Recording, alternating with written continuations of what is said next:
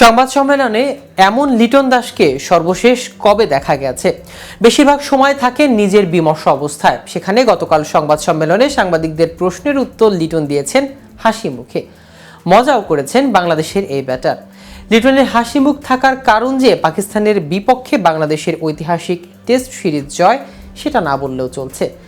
আর এই হাসি খুশি লিটন সংবাদ মাধ্যমের কথাও বলেছেন বেশ মন খুলে। এ সময় ফাঁস করলেন ড্রেসিং রুমে তার অনবরত কাদার আসল রহস্য।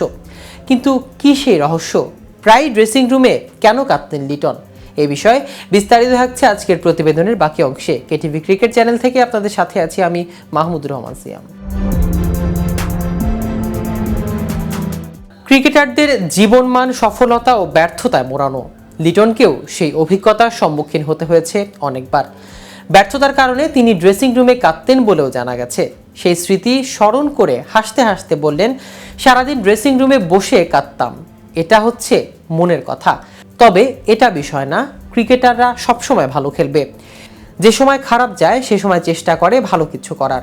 ভালো করার একটাই উপায় আছে আমাদের, সেটি হচ্ছে অনুশীলন।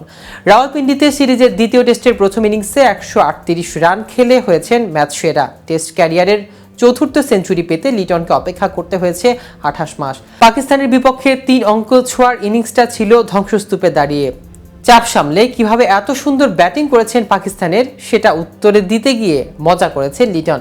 লিটন বলেন, চাপ তো ভাই সব জায়গায়, শুধু ওপেন করলেই চাপ আর 6 নামলেই চাপ নয়। ব্যাটার নাই, ভুল কথা। আমার চেয়েও ভালো ব্যাটার মিরাজ আছে, তাই ব্যাটারও আছে। গতকাল সংবাদ সম্মেলনে এসে লিটন জানালেন দলের প্রয়োজনে আরও দায়িত্বশীল হতে চান।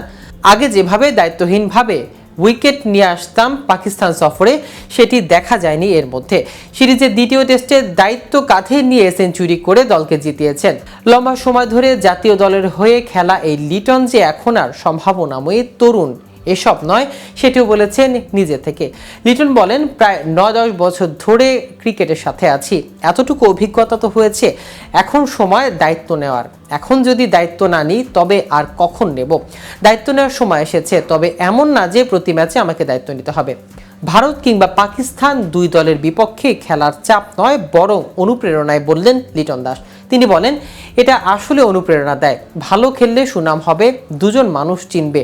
এখন এর চেয়ে বড় পাওয়া আর কিছুই থাকতে পারে না। আমার মনে হয় না চাপের কিছু আছে। টেস্ট ক্রিকেটটা আমরা এখন মোটামুটি ভালো খেলেছি, সেই ধারাবাহিকতা বজায় রাখতে হবে। এটাই সবচেয়ে বড় চ্যালেঞ্জ এখন। তবে ভারতের বিপক্ষে পারফরমেন্স বেশ ভালো চলে লিটনের।